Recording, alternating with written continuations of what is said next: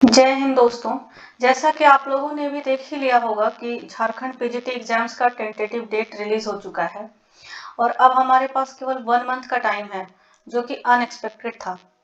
But अब date आ चुका है तो हमें इसे फाइनल डेट मानकर अच्छी तरह से तैयारी में लग जाना होगा। ठीक है। अब बहुत सारे लोग कहेंगे कि डेट एक्सटेंड हो सकता है, बट आई थिंक हम लोगों को इसे ही फाइनल डेट मानकर अपनी तैयारी में पूरी तरह से लग जाना चाहिए। इट मे बी कि डेट एक्सटेंड हो, नहीं भी हो सकता है। तो अगर मान लीजिए कि डेट नहीं बढ़ता है तो फिर हम लोग क्या करेंगे। इसलिए आप पूरी तरह से फुल फेज में लग जाइए और अच्छे से तैयारी कीजिए। ठीक है, अगर डेट एक्सटेंड हो जाएगा तो फिर बाद में एग्जाम होगा, तब एग्जाम देंगे, लेकिन तैयारी करने में तो कोई हर्ज नहीं है ना। ठीक है।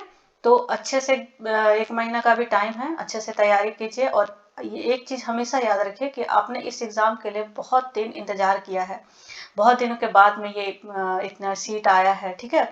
तो आप लोगों को अच्छे से तैयारी करना है और इस एग्जाम को क्वालिफाई करना है। ठीक है ना। तो चलिए अब स्टार्ट करते हैं। तो आज हम लोग क्या करेंगे, आज हम लोग इंटरनेशनल इकोनॉमिक्स का टॉपिक पढ़ने वाले हैं, जो कि प्रशुल्क है। ठीक है। प्रशुल्क को इंग्लिश में टैरिफ बोला जाता है। अब प्रशुल्क का मीनिंग क्या होता है। प्रशुल्क जो होता है, ये प्र जो है ये एक उपसर्ग है। प्र एक उपसर्ग है। इसका मीनिंग क्या होता है, प्र मतलब होता है अधिक। तो जो एक्स्ट्रा जो पैसा लग रहा है, टैरिफ मतलब एक तरह से ये कर की तरह समझ लीजिए कि ये कर की तरह होता है। ठीक है। तो अब इसके अंदर हम लोगों को क्या क्या पढ़ना है। सिलेबस में हम लोगों को सिर्फ प्रशुल्क दिया हुआ है, बट इसके अंदर हम लोगों को अलग अलग टॉपिक्स कवर करना है। और ये टॉपिक्स जो है, जो प्रशुल्क से रिलेटेड जो जो टॉपिक हम लोगों को पढ़ना है, वो कौन कौन से टॉपिक है।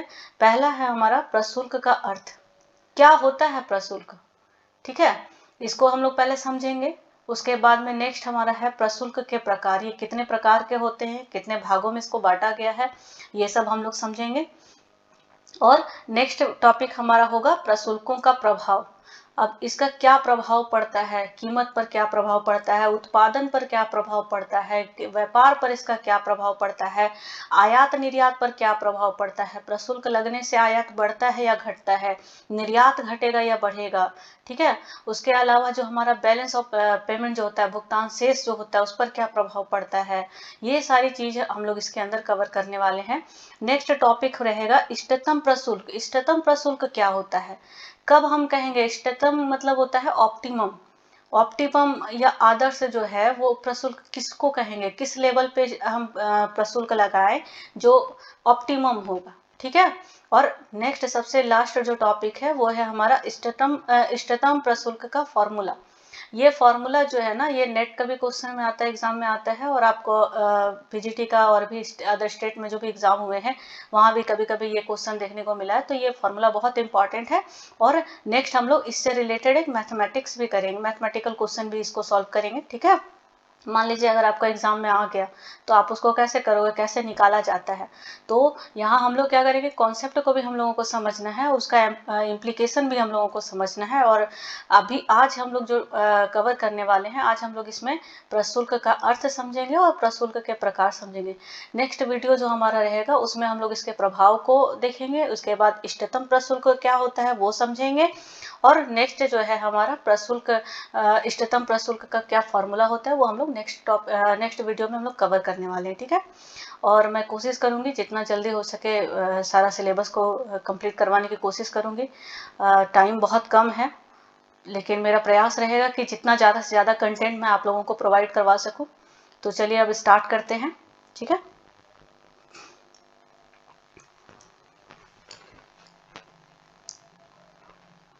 तो सबसे पहले देखिए प्रशुल्क होता क्या है, टैरिफ हम लोग बोलते किसको हैं। तो ये जो है ना, ये एक ऐसा शुल्क है जो जिसको आयात शुल्क या सीमा शुल्क कहा जाता है। ठीक है। जब एक कंट्री दूसरे कंट्री में अपना प्रोडक्ट बेचती है या अपने प्रोडक्ट को आयात करती है। ठीक है।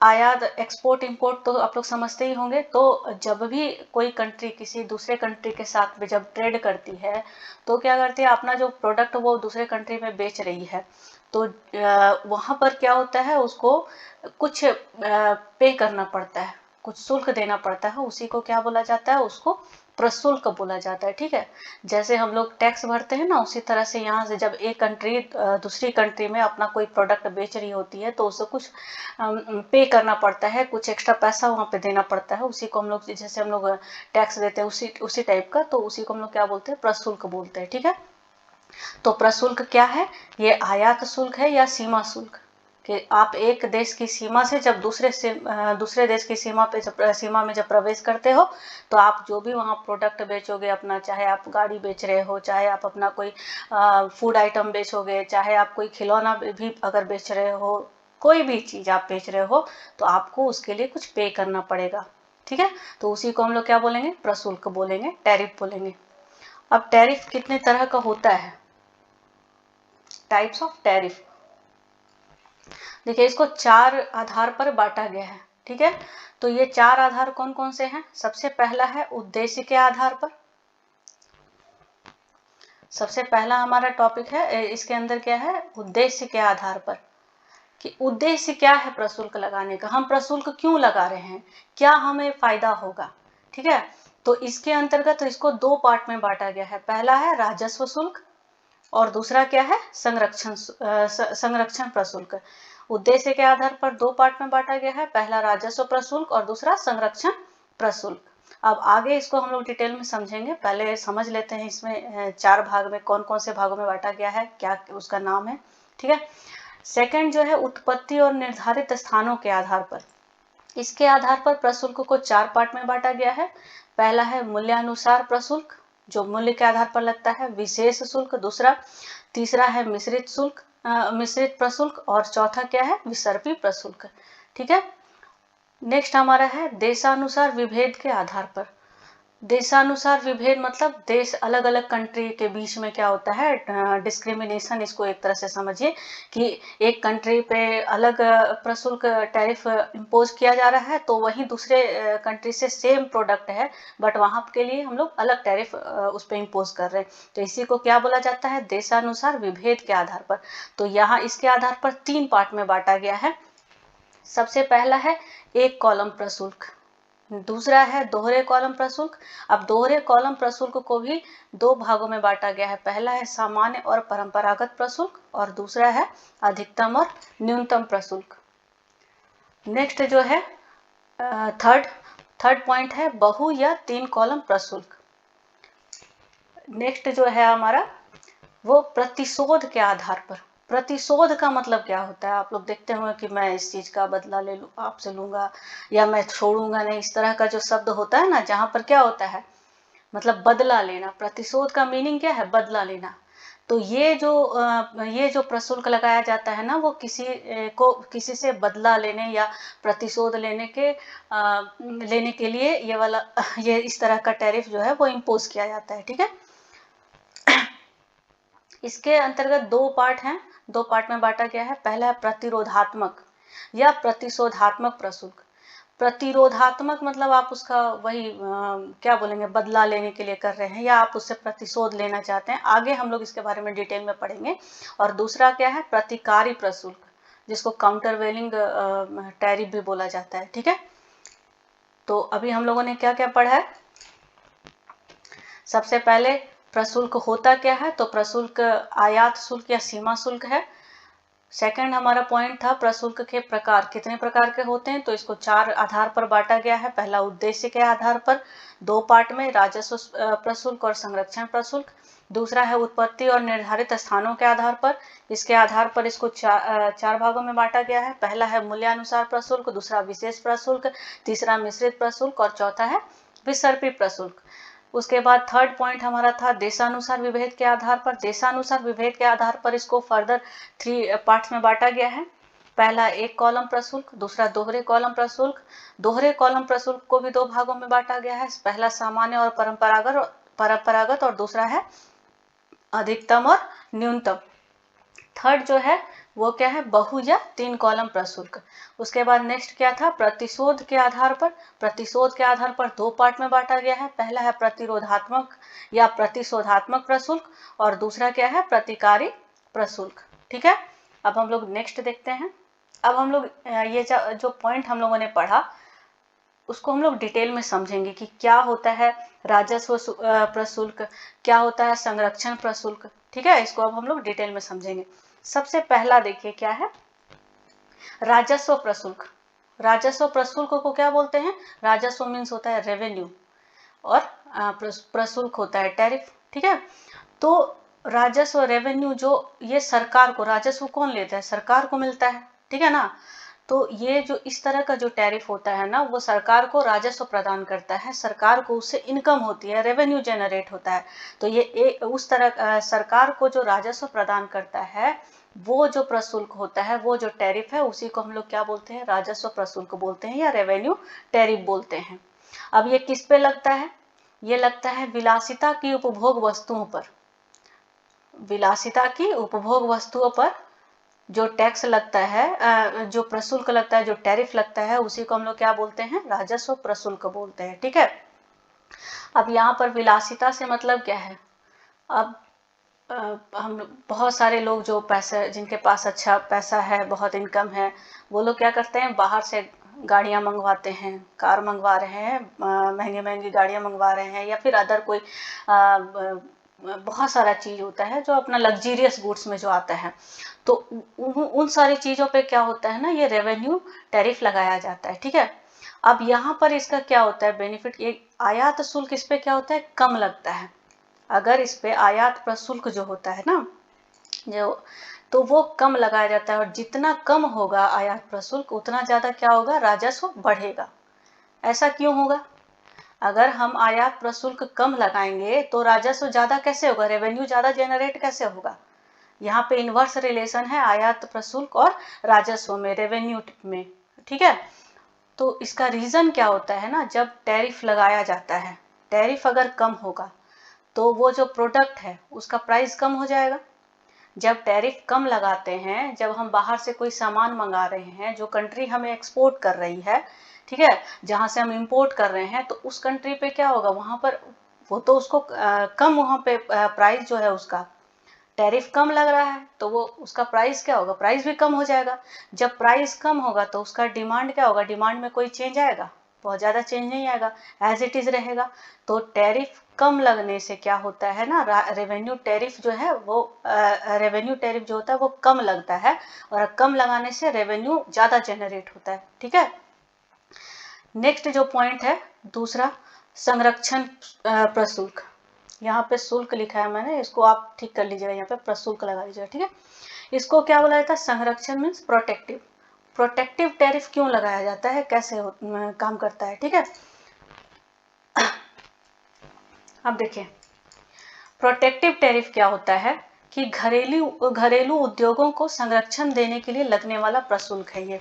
अब घरेलू उद्योग क्या होता है? मान लीजिए कोई प्रोडक्ट हमारी कंट्री में भी बन रहा है और हम लोग बाहर से भी उसको इंपोर्ट करवाते हैं, हमारे यहाँ सफिशिएंट नहीं है, हमारे यहाँ मान लीजिए कार बनाए जा रहे हैं, या कुछ भी बनाया जा रहा है, कोई भी प्रोडक्ट, मोबाइल है या कुछ भी, अगर हमारे यहाँ भी प्रोडक्शन हो रहा है और अदर कंट्री में भी प्रोडक्शन हो रहा है, हमारे यहाँ जो प्रोडक्शन हो रहा है उसको, उस फैक्ट्री को, उस उद्योग को प्रोत्साहन देने के लिए, ठीक है, उसको संरक्षण देने के लिए क्या किया जाता है? प्रोटेक्टिव टैरिफ लगाया जाता है। ठीक है, और इसका प्रमुख उद्देश्य क्या होता है कि आयातों को कम करना, इंपोर्ट को कैसे कम किया जाए। अगर बाहर मार्केट से हम, अगर दूसरे कंट्री से जब हम ज़्यादा इंपोर्ट करते हैं, कोई भी सामान को हम मंगवाते हैं, और अगर उसका दाम कम है, हमारे डोमेस्टिक प्रोडक्ट से उसका रेट अगर कम है, उसका प्राइस अगर कम है, तो क्या होगा? उसका डिमांड बढ़ जाएगा, तो डोमेस्टिक प्रोडक्ट का डिमांड जो है वो क्या हो जाएगा? कम जाएगा। और जब बाहर का सामान लोग ज़्यादा पसंद करेंगे, तो उससे क्या होगा? जब वो हमारे यहाँ बिजनेस कर रहे हैं, तो हमारे यहाँ का जो पैसा है वो बाहर विदेशों में जाएगा, फॉरेन कंट्री में जाएगा। तो इससे हमारा क्या हो जाएगा? बैलेंस ऑफ पेमेंट जो है वो क्या हो जाएगा? डिसइक्विलिब्रियम में आ जाएगा, असंतुलन हो जाएगा उसमें। ठीक है, तो यहाँ पर क्या करता है, और जो हमारा डोमेस्टिक इंडस्ट्री है वो क्या होगा? वो घाटे में चला जाएगा। इसीलिए सरकार क्या करती है, इसको बचाने के लिए इस पर प्रोटेक्टिव टैरिफ लगा देती है, संरक्षण प्रशुल्क लगा देती है। ठीक है, इससे क्या होता है, देखिए इसका इफेक्ट क्या होता है। जब टैरिफ लगाया जाता है और ये ज़्यादा लगाया जाता है, जो प्रोटेक्टिव टैरिफ जो होता है ना, अगर प्रोटेक्टिव टैरिफ जब इम्पोज किया जाता है तो क्या होगा, इंपोर्ट कमेगा, हम लोग बाहर से कम ये जब टैरिफ ज़्यादा रहेगा तो जो विदेश से जो लोग निर्यात कर रहे हैं, जो निर्यातक देश है, उनको ज़्यादा महंगा पड़ेगा यहाँ सामान बेचना, अपना प्रोडक्ट बेचना, तो वो लोग क्या करेंगे, एक्सपोर्ट कमा देंगे, ठीक है। तो जब ये इंपोर्ट कम हो जाएगा तो क्या हो जाएगा, डोमेस्टिक प्रोडक्ट जो रहेगा उसका डिमांड इंक्रीज हो जाता है, ठीक है। तो टैरिफ बढ़ने से जो प्रोटेक्टिव टैरिफ होता है ये इंक्रीज होता है, तो डोमेस्टिक प्रोडक्ट पे उसका क्या इफेक्ट पड़ता है, डोमेस्टिक प्रोडक्ट का डिमांड जो है वो बढ़ जाता है, ठीक है। नेक्स्ट पॉइंट क्या है,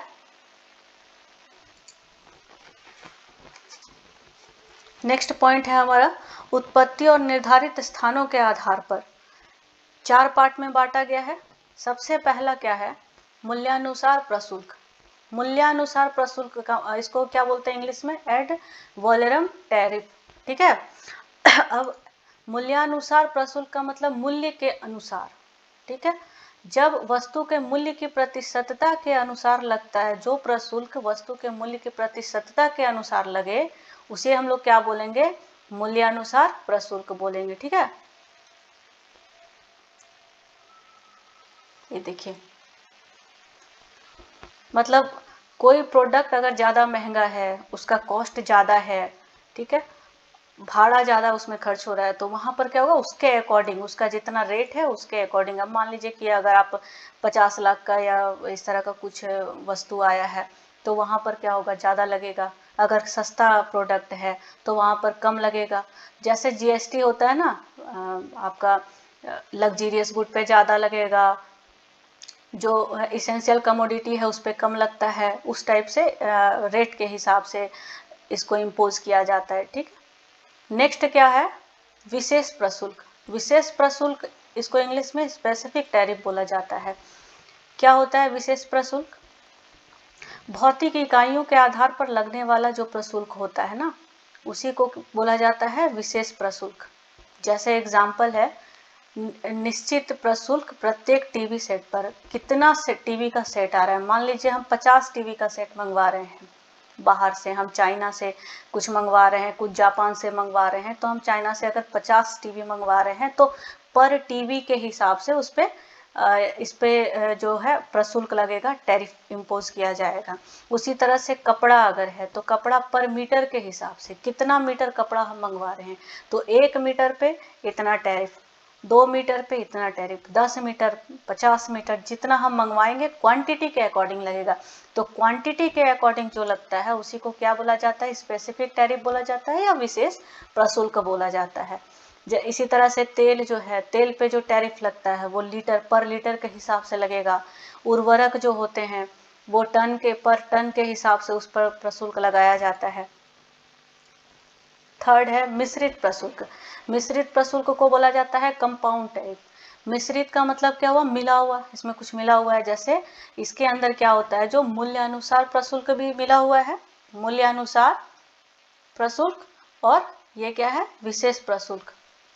दोनों को जब मिला दिया जाता है इसके अंतर्गत जो कंपाउंड टैरिफ होता है, इसमें क्या होता है, मूल्य के हिसाब से भी लगेगा और स्पेसिफिक वेट के हिसाब से भी लगेगा। तो इसी को बोला जाता है क्या, कंपाउंड टैरिफ। दोनों मिला हुआ है, दोनों तरह का टैरिफ यहाँ पे इम्पोज होता है। नेक्स्ट है विसर्पी प्रशुल्क। फोर्थ पॉइंट है विसर्पी प्रशुल्क। इसको इंग्लिश में बोला जाता है sliding scale tariff. Sliding scale मतलब क्या होता है, खिसकता है, स्लाइड करता है। आयातित वस्तुओं की कीमतों के अनुसार लगने वाला प्रशुल्क, मतलब जो भी प्रोडक्ट मंगवा रहे हैं उसका कीमत कैसा है उसके अकॉर्डिंग क्या होता है, ये कम ज़्यादा होता रहता है। अब ये क्या होता है, परिमाण या मूल्यानुसार दोनों के हिसाब से रहता है। हम कितना मात्रा मंगवा रहे हैं और उसका प्राइस कैसा है। अगर तो वो लग्जीरियस है तो वहाँ पर क्या हो जाएगा, ज़्यादा लगा देंगे। और अगर हम देख रहे हैं उसी तरह से परिमाण अगर बल्क में मंगवा रहे हैं तो मे बी कि कम हो, मे बी कि जैसे मान लीजिए आप कोई सामान कम लेते हैं, 2 किलो 5 किलो लेते हैं तो आपको ज़्यादा महंगा पड़ता है। जब वही सामान आप बल्क में क्विंटल के हिसाब से लेते हैं तो उस पर क्या होता है, तब उसमें थोड़ा सस्ता पड़ता है, पर केजी के हिसाब से आपको सस्ता पड़ेगा। इसी तरह से ये वाला प्रशुल्क भी, ये टैरिफ भी काम करता है, ठीक है। और सामान्यतः ये जो है ना परिमाण के आधार पर लगता है, जैसे कि उसका क्वांटिटी कितना ले रहे हैं, कितना मंगवा रहे हैं, उसके अकॉर्डिंग ये वाला प्रशुल्क जो है वो इम्पोज किया जाता है। अब नेक्स्ट हमारा पॉइंट था देशानुसार विभेद के आधार पर। देशानुसार विभेद के आधार पर मतलब अलग अलग कंट्री के अनुसार उसमें क्या होता है, अंतर होता है, प्रशुल्क में, टैरिफ में डिफरेंस होता है। अब जैसे अब मेरा किसी के साथ में अच्छा दोस्ती है, अब वो कंट्री से हम कुछ मंगवा रहे हैं, उसने मुझे बोला कि भाई आप 10 रुपये में ही ले लीजिए। अगले को वो किसी और को 15 रुपये में वो सामान बेच रहा है और मुझे क्या है वो 10 रुपये में मिल जा रहा है, ठीक है। तो इस तरह का यहाँ पे कॉन्सेप्ट काम करता है। इसको क्या बोला जाता है, देखिए इसके आधार पर 3 पार्ट में बांटा गया है टैरिफ को। पहला क्या है, एक कॉलम प्रशुल्क जिसको सिंगल कॉलम टैरिफ बोला जाता है। दूसरा है दोहरे कॉलम प्रशुल्क जिसको डबल कॉलम टैरिफ बोला जाता है। और तीसरा पॉइंट है बहु या 3 कॉलम प्रशुल्क। अब हम लोग देखते हैं डिटेल में कि क्या होता है एक कॉलम प्रशुल्क, क्या है दोहरे कॉलम प्रशुल्क। पहला है हमारा पॉइंट एक कॉलम प्रशुल्क, इसको बोला जाता है single column tariff. Single column tariff क्या होता है, सभी समान वस्तुओं पर एक समान दर से लगने वाला प्रशुल्क, ठीक है। तो जो भी समान वस्तुओं पर एक समान दर से लगने वाला प्रशुल्क, मतलब एक जैसा अगर प्रोडक्ट है, एक जैसा प्रोडक्ट है, हम 2-3 कंट्री से अगर हम वही सामान मंगवा रहे हैं तो सभी पे हम क्या करेंगे, एक समान हम प्रशुल्क लगाएंगे, ठीक है। अगर हम चाइना से भी मंगवा रहे हैं, जापान से भी मंगवा रहे हैं, इंडोनेशिया से भी अगर मंगवा रहे हैं, तो तीनों अगर हम इसमें मान लीजिए एग्जाम्पल के तौर पे अगर हम 10 रुपये इससे हम टैरिफ ले रहे हैं तो यहाँ भी 10 रुपया लेंगे, यहाँ भी 10 रुपये लेंगे। तो ये जो एक सामान हम सेम प्रोडक्ट पे सेम टैरिफ हम इम्पोज कर रहे हैं अलग अलग कंट्री को, तो इसी को क्या बोला जाता है, एक कॉलम प्रशुल्क बोला जाता है, ठीक है। और ये क्या होता है, ये गैर विभेदकारी प्रशुल्क होता है। यहाँ डिस्क्रिमिनेशन नहीं है कि भाई ये कंट्री से मेरा अच्छा दोस्ती है तो हम यहाँ कम लेंगे और वहाँ से अच्छा दोस्ती नहीं, या ऐसे नॉर्मल अन्य कोई भी कंट्री रहेगा तो उससे हम ज़्यादा लेंगे। यहाँ पर इस तरह का कोई डिस्क्रिमिनेशन देखने को नहीं मिलता है। नेक्स्ट क्या होता है, बेलोचदार होता है और राजस्व इकट्ठा नहीं करता है। बेलोचदार का मतलब क्या होता है, बेलोचदार मतलब क्या होता है, चेंज नहीं कर रहे हैं। अब कोई कंट्री है जहाँ मेरा रिलेशन बहुत अच्छा है, हमारी दोस्ती है, वहाँ भी हम उससे भी 10 रुपया ले रहे हैं। इसी तरह से कोई कंट्री है अल्प विकसित है, या मान लीजिए कि बिल्कुल गरीब कंट्री है कोई, और कोई बहुत अच्छा मतलब जैसे अमेरिका सबसे जगह से अगर हम कुछ मंगवा रहे हैं तो वहाँ पर तो बहुत ज़्यादा पैसा है। तो अगर हम ज़्यादा यहाँ पे इम्पोज कर देते हैं, मान लीजिए अगर हम अमेरिका से मंगवा रहे हैं कोई चीज़ यहाँ पे, और हम एक यहाँ पे मंगवा रहे हैं कुछ अफ्रीका से अगर मंगवा रहे हैं, तो एक गरीब कंट्री है और एक क्या है, अमीर है। तो हम यहाँ पे अगर ज़्यादा टैरिफ लेते तो हमको वो मेरे लिए तो ज़्यादा फायदेमंद, हमारी कंट्री के लिए तो वो ज़्यादा फायदेमंद होगा ना। बट अगर हम अफ्रीका से भी हम इसको 10 रुपया ले रहे हैं और अगर हम इससे भी 10 रुपया ले रहे हैं, और अफ्रीका को अगर हम सस्ते में वो सामान मतलब कम टैरिफ लगाते तो उसको ज़्यादा प्रेशर नहीं पड़ता। तो यहाँ पर क्या होता है ना, ये दिक्कत हो जाता है बहुत समय में। क्या होता है जब सब एक समान, ये बेलोचदार होता है, ये बेलोचदार होता है, मतलब किसी तरह का इसमें फ्लेक्सिबिलिटी नहीं है कि भाई आप अच्छा मतलब आप संपन्न देश हैं तो आपसे ज़्यादा लिया जाएगा, या कोई गरीब देश है तो वहाँ से कम लिया जाएगा। तो इससे और क्या होता है, राजस्व इकट्ठा नहीं होता है। इससे हमारे सरकार को जो है ना किसी तरह का कोई रेवेन्यू जनरेट नहीं हो रहा है। ये क्या है, एक कॉलम प्रशुल्क। नेक्स्ट है दोहरे कॉलम प्रशुल्क। दोहरे कॉलम प्रशुल्क को इंग्लिश में क्या बोला जाता है, डबल कॉलम टैरिफ। अब ये क्या है, कुछ या सभी प्रकार की वस्तुओं पर 2 भिन्न दरों से लगने वाला प्रशुल्क।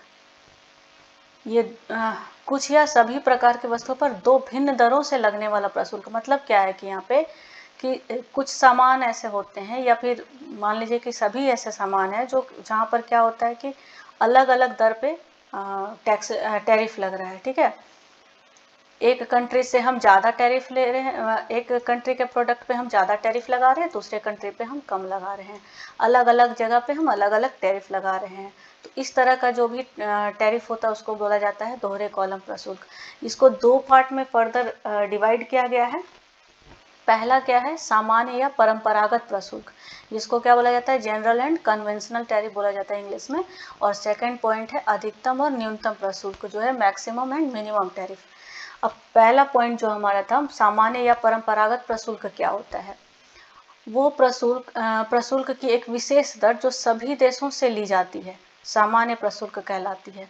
मतलब जनरली हम सभी कंट्री से एक जैसा ले रहे हैं। जो अभी मैंने बताया था पहला जो था ना आपका, एक कॉलम प्रशुल्क में अभी हम लोग चर्चा कर रहे थे, तो जैसे एक कॉलम प्रशुल्क होता है उसी तरह से सामान्य प्रशुल्क होता है, जो कि सभी कंट्री पर एक समान ही इम्पोज होता है। कोई चाहे कितना भी संपन्न कंट्री क्यों ना हो या कोई गरीब देश ही क्यों ना हो, सब पे एक समान रूप से लगेगा। तो इसको क्या बोला जाता है, सामान्य प्रशुल्क बोला जाता है। और इसकी घोषणा जो होती है ये वर्ष के प्रारंभ में अपनी वार्षिक प्रशुल्क नीति के अंतर्गत सरकार करती है। गवर्नमेंट जो है वर्ष जब नया फाइनेंशियल ईयर शुरू होता है उसी समय में इसकी घोषणा कर देती है कि भाई ये जो टैरिफ का ये जो स्लैब है, इतना टैरिफ मतलब हर कंट्री को देना पड़ेगा, ये सामान्य प्रशुल्क जो है। ठीक है, ये क्वेश्चन आ सकता है ऑब्जेक्टिव में आपका कि जो सामान्य प्रशुल्क है वो उसकी घोषणा कब की जाती है। ठीक, नेक्स्ट जो है, विभिन्न देशों एवं विभिन्न वस्तुओं के अनुसार परिवर्तित होने वाली प्रशुल्क दर जो होती है उसको क्या बोला जाता है, हाँ, विभिन्न देशों एवं विभिन्न वस्तुओं के अनुसार परिवर्तित होने वाली प्रशुल्क दर जो होती है इसको बोला जाता है परंपरागत प्रशुल्क। परंपरागत प्रशुल्क क्या है, जो अलग अलग देशों से अलग अलग वस्तुओं के लिए परिवर्तित होती रहती है, कि हम किसी कंट्री पर किसी सामान पे हम इतना टैक्स लगा रहे हैं, तो दूसरी कंट्री पे दूसरे सामान पे हम ज़्यादा भी लगा सकते हैं, कम भी लगा सकते हैं। तो ये कंट्री टू कंट्री और प्रोडक्ट टू प्रोडक्ट क्या होता है, चेंज होते रहता है। इसी को बोला जाता है परंपरागत प्रशुल्क। अब परंपरागत प्रशुल्क क्या होता है, यह अन्य देशों के साथ व्यापार समझौतों या संधियों पर आधारित होती है। किसी कंट्री के साथ जब व्यापार ट्रेड, जब हम लोग किसी के साथ किसी भी कंट्री के साथ में भी देखते हैं कि मोदी जी जाते रहते हैं विदेश में, तो वहाँ पर कुछ कुछ व्यापार समझौता होता है कि भाई आप हमारे यहाँ ये फैक्ट्री लगाइए, हमारे इंडिया का कहीं दूसरे जगह पे फैक्ट्री लगता है या इस तरह का कुछ होता है, तो वहाँ पर क्या होता है, इस तरह के डिसीजन लिए जाते हैं। तो ये जो संधि होती है, ये जो व्यापार समझौता होता है, उसके अकॉर्डिंग ये प्रशुल्क निर्धारित किया जाता है। और ये क्या होता है, बेलोचदार एवं व्यापार प्रसार में बाधक होता है। बेलोचदार इसलिए होता है क्योंकि यहाँ पर दोनों कंट्री का सहमति होगा तभी आप इसको चेंज कर सकते हैं। ये कोई अगर हमारी कंट्री उससे सहमत नहीं है तो वो चेंज कर दे, वैसा नहीं कर सकती है, आप अपने हिसाब से उसको चेंज नहीं कर सकते हैं। उसी तरह से अदर कंट्री भी चाहे कि हम इतना टैरिफ नहीं देंगे भाई, हम आप इससे कम दें, या हम इस संधि को ऐसे अपने मर्जी से वो भी डिसीजन नहीं ले सकते, इसलिए इसको बेलोचदार कहा गया। ये बेलोचदार होती है, इसको चेंज नहीं कर सकते जब तक।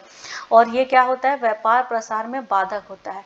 देखिए, जब भी प्रशुल्क जो होता है ना, ये टैरिफ जो होता है, अगर फ्लेक्सिबल है, अगर इसमें चेंज किया जाए, थोड़ा सा क्या बोलेंगे उसको, लोचदार होती है, तो क्या होता है, व्यापार को बढ़ावा मिलता है। अब इस तरह से अगर रहेगा कि हम बहुत ज़्यादा टैरिफ हम इम्पोज कर दिए, आगे हम देख रहे हैं कि भाई अगला कंट्री जो निर्यात कर रहा है वहाँ पर किसी तरह का कुछ समस्या आ गया, रिसेशन आ गया, किसी तरह का कुछ ऐसा फाइनेंशियल प्रॉब्लम्स आ गए, अब उसको चूंकि इतना ज़्यादा हम टैरिफ अगर इम्पोज कर देंगे तो वो हमारे यहाँ ज़्यादा प्रोडक्ट अपना नहीं बेच पाएगा, और नहीं बेचेगा तो क्या होगा, व्यापार जो है, व्यापार ग्लोबली जो व्यापार होता है, जो इंटरनेशनल व्यापार होता है, वहाँ पर क्या हो जाएगा, समस्या उत्पन्न हो जाएगी। वो हमारे कंट्री से फिर अपने कंट्री में ही प्रोडक्ट बेचेंगे, अदर कंट्री में जाएंगे, फिर हमारे यहाँ क्यों बेचेंगे प्रोडक्ट को। तो इससे क्या हो जाता है, व्यापार जो होता है ना वो बढ़ता नहीं है, व्यापार का जो प्रसार है, एक्सपेंशन है, वो क्या होता है, कम होता है। ठीक है, तो ये इसको आइडियल तो नहीं बोलेंगे। नेक्स्ट जो है, नेक्स्ट पॉइंट है आपका अधिकतम और न्यूनतम प्रशुल्क। अब ये क्या होता है, अलग अलग देशों से समान वस्तु के आयात पर व्यापारिक समझौता या संधि के आधार पर लगने वाले दो विभिन्न प्रशुल्क दर। अब यहाँ पर क्या होता है कि मान लीजिए अलग अलग देश से हम लोग क्या करते हैं, एक ही वस्तु हम दो जगह से मंगवा रहे हैं, कुछ हम मंगवा रहे हैं, कुछ हम श्रीलंका से मंगवा लिए, कुछ हम चाइना से मंगवा रहे हैं, तो हम दोनों कंट्री में क्या कर रहे हैं, दो अलग अलग देश से अलग अलग टैरिफ हम ले रहे हैं, इम्पोज कर रहे हैं उनके प्रोडक्ट पे। तो इसी को एक ही वस्तु हम मंगवा रहे हैं।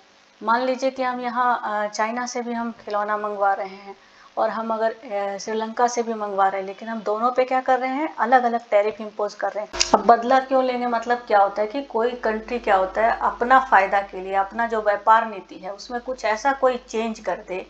दूसरे कंट्री में आप सामान बेचने के लिए आपको एक मार्केट मिला, आप वहाँ पे सामान बेच रहे हो, अब क्या करेंगे उसी कंट्री का जो अपना प्रोडक्ट है, जो डोमेस्टिक प्रोडक्ट है, कोई भी कंट्री अपना पहले फायदा देखती है ना, तब ना दूसरे का फायदा देखेगी। अब हम लोगों के यहाँ अगर आकर के बाहरी कोई कंट्री अपना प्रोडक्ट बेच रहा है तो हमारे कंट्री का पैसा तो बाहर जा रहा है। तो जो देश जो है वो क्या चाहेगा कि भाई बाहर का पैसा हमारे यहाँ आए। यहाँ पे क्या होगा, बैलेंस ऑफ पेमेंट जो है वो ये हो जाएगा, असंतुलित हो जाएगा। तो उसको संतुलित रखना तो जरूरी है। तो क्या होता है यहाँ पे, एक देश द्वारा जब इसको दो पार्ट में बांटा गया, पहला है प्रतिरोधात्मक या प्रतिशोधात्मक, जिसको क्या बोलते हैं रिटेलिएटरी टैरिफ, और दूसरा क्या है प्रतिकारी प्रशुल्क, जिसको बोला जाता है काउंटर वेलिंग ड्यूटी। अब प्रतिरोधात्मक या प्रतिशोधात्मक क्या होता है, प्रतिशोध लेने के मकसद से कैसे किया जाता है कि जब एक देश द्वारा दूसरे देश की व्यापार नीति के लिए दंडात्मक रूप में लगाया जाने वाला जो प्रशुल्क होता है, ठीक है, दंड के रूप में एक टर्म आता है कि मतलब एक कंट्री अब अपने डोमेस्टिक मार्केट में वो क्या करेगी, अपना प्रोडक्ट बेच रही है महंगे में, लेकिन वो दूसरे कंट्री में जब अपना प्रोडक्ट, चूंकि दूसरे का मार्केट, मान लीजिए हमारे यहाँ, अब चाइना अपने यहाँ कोई सामान बना रहा है, अपने कंट्री में भी बेच रहा है और हमारे यहाँ भी बेच रहा है, अपने वहाँ क्या कर रहा है कि उस सामान को वो महंगे में बेच रहा है, उसका कंपनी का जो भी कॉस्ट है वो निकल जा रहा है। हमारे कंट्री में वो क्या कर रहा है, हमारे यहाँ जो डोमेस्टिक प्रोडक्ट है वो सेम जो प्रोडक्ट है जो हमारे यहाँ बनता है उससे वो अपना जो है रेट जो है अपने सामान का, अपने प्रोडक्ट का कमा दिया। अगर हमारे यहाँ 10 रुपया का कोई सामान मिल रहा है वो यहाँ पे 8 रुपया में बेचने लगा। अब लोग क्या करेंगे, जो कंज्यूमर होगा वो सस्ते की तरफ जाएगा, वो 8 रुपये का चीज़ लेगा, वहाँ से क्या हो जाएगा कि उसका प्रोडक्ट ज़्यादा बिकेगा और जो डोमेस्टिक प्रोडक्ट है, जो डोमेस्टिक इंडस्ट्री है उसको नुकसान होगा, घाटा होगा। तो इस चीज़ को रोकने के लिए जब कोई भी कंट्री अपना व्यापार नीति में इस तरह का चेंज लाती है, तो वो जो दूसरी कंट्री है जहाँ पे वो अपना प्रोडक्ट बेच रही है या जहाँ पे वो अपना प्रोडक्ट को एक्सपोर्ट कर रही है, तो वो जो कंट्री है वो क्या करती है, उस पर दंडात्मक रूप से टैरिफ लगाती है, ठीक है। तो इसी को क्या बोला जाता है, इसको प्रतिशोधात्मक प्रशुल्क बोला जाता है।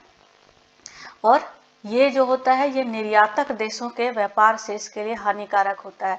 अब ये जो निर्यात कर रहे हैं, ये जो प्रतिशोधात्मक जब प्रशुल्क लगाया जाएगा, टैरिफ लगाया जाता है, ये उनका व्यापार शेष के लिए क्या होता है, नुकसानदायक होता है, उनको घाटा होगा इससे, ठीक है। और जब घाटा होगा, वो देख रहे हैं कि भाई हम अपना प्रोडक्ट नहीं बेच पा रहे हैं या हमको वहाँ पे प्रॉफिट नहीं हो रहा अदर कंट्री में, इससे वो क्या करेंगे, अपना व्यापार नीति में चेंज लाएंगे। तो ये जो दूसरी कंट्री का जो वो नुकसान कर रहे थे, उसका जो डोमेस्टिक मार्केट खराब कर रहे थे, उसको वो क्या करेंगे, फिर से वो नॉर्मल हो जाएगा, ठीक है ना। अब नेक्स्ट क्या है, लास्ट पॉइंट है इसमें प्रतिकारी प्रशुल्क। प्रतिकारी प्रशुल्क क्या होता है, इसको काउंटर वेलिंग ड्यूटी बोला जाता है।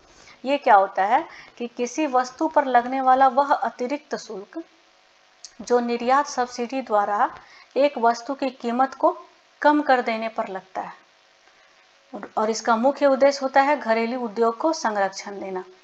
एक टॉपिक है इसमें डंपिंग, ठीक है। डंपिंग क्या होता है कि मान लीजिए कि कोई एक कंट्री है, वो दूसरे कंट्री में अपना प्रोडक्ट को बेच रही है। अब दूसरे कंट्री में वही अभी जो मैं ऊपर चर्चा कर रही थी उसी तरह का ये टॉपिक है कि जैसे अपने कंट्री में तो वो अपना महंगा में बेच रहा है, लेकिन दूसरे के कंट्री में दूसरे का मार्केट खराब करने के लिए वो अपने प्रोडक्ट को बहुत सस्ते में बेच रही है। और लेकिन यहाँ पर क्या होता है, निर्यात सब्सिडी के द्वारा, जैसे मान लीजिए अभी जैसे आपका व्यापारिक संधि होता है या समझौता होता है, उसके तहत क्या हो गया है कि जो भी इंपोर्ट हो रहा है उस कंट्री को कुछ सब्सिडी दे दी सरकार, कुछ सब्सिडी दे दी, जिसके कारण उसका क्या हो गया कि प्रोडक्ट जो है वो सस्ता हो गया। अब जब वो प्रोडक्ट सस्ता होकर मार्केट में आएगा, 10 रुपया में डोमेस्टिक प्रोडक्ट मिल रहा है, 8 रुपया में आपको बाहर का फॉरेन प्रोडक्ट मिल रहा है, तो क्या करेंगे लोग, 8 रुपया वाला सामान खरीदेंगे, 10 वाला तो खरीदेंगे नहीं। उससे क्या हो जाएगा, घरेलू उद्योग जो है वो खराब होगा, उसका प्रोडक्ट बिकेगा नहीं, डिमांड उसका घट जाएगा, सप्लाई बढ़ जाएगा, तो वहाँ से उसको नुकसान होना शुरू हो जाएगा। अब इस चीज़ से बचाने के लिए सरकार क्या करती है, उस पर एक्स्ट्रा चार्ज लगाती है, काउंटर वेलिंग ड्यूटी लगा देती है, इम्पोज कर देती है। और जब काउंटर वेलिंग ड्यूटी प्रतिकारी प्रशुल्क लग जाता है, इम्पोज हो जाता है, तो क्या होगा, प्रोडक्ट का प्राइस बढ़ जाएगा, क्योंकि उसको महंगा पड़ रहा है, उस पर एक प्रशुल्क लग गया है, प्रतिकारी प्रशुल्क लग जाएगा, तो प्रोडक्ट का रेट बढ़ जाएगा मार्केट में। और जब प्रोडक्ट महंगा हो जाएगा तो लोग क्या करेंगे, उस प्रोडक्ट की डिमांड को कम कर देंगे, और डोमेस्टिक प्रोडक्ट जो है उसका डिमांड बढ़ जाएगा। और डोमेस्टिक प्रोडक्ट का डिमांड बढ़ेगा तो स्वाभाविक बात है कि घरेलू उद्योग को संरक्षण मिलेगा, प्रोत्साहन मिलेगा, ठीक है ना। तो ये इस तरह से ये सारा था आपका प्रशुल्क का पार्ट। अब हम लोग नेक्स्ट क्लास में इसके आगे का पार्ट पढ़ेंगे, ठीक है। तो आज हम लोगों ने क्या क्या कवर किया है, प्रशुल्क का अर्थ क्या होता है और प्रशुल्क कितने प्रकार के होते हैं। नेक्स्ट जो हमारा क्लास रहेगा उसमें हम लोग करने वाले हैं प्रशुल्कों का क्या प्रभाव पड़ता है, इष्टतम प्रशुल्क क्या होता है और इष्टतम प्रशुल्क का फॉर्मूला क्या है, उसको हम लोग कैसे कैलकुलेट करते हैं। और अभी इसके बाद हम कोशिश करेंगे कि जितना जल्दी हो, एक दिन में 2 या 3 वीडियो डाल के आपका सिलेबस जल्दी से जल्दी कंप्लीट करें। इसके बाद हम लोग क्या करेंगे, एक नया कोर्स भी इसके साथ साथ हम लोग साथ साथ क्वेश्चन भी प्रैक्टिस करेंगे, प्रीवियस ईयर क्वेश्चन जो भी पीजीटी के एग्जाम्स हुए हैं, अदर स्टेट में जो भी एग्जाम हुए हैं, उससे रिलेटेड जो भी क्वेश्चन वगैरह रहेगा, तो हम लोग क्या करेंगे, 10 क्वेश्चन और उससे हम लोग 20 कॉन्सेप्ट को समझेंगे। तो इससे हमारा क्वेश्चन प्रैक्टिस भी होता जाएगा, साथ साथ सिलेबस भी एक तरफ से कंप्लीट होता जाएगा, ठीक है। और जब सब कुछ कंप्लीट हो जाएगा तो हम लोग रिवीजन का, अगर टाइम रहा तो हम लोग रिवीजन फिर करेंगे, ठीक है। तो चलिए आज यहीं तक। और अगर आपको मेरा ये क्लास पसंद आया हो तो हमारे चैनल को लाइक कीजिए, सब्सक्राइब कीजिए और अपने दोस्तों के साथ भी शेयर कीजिए। जय हिंद।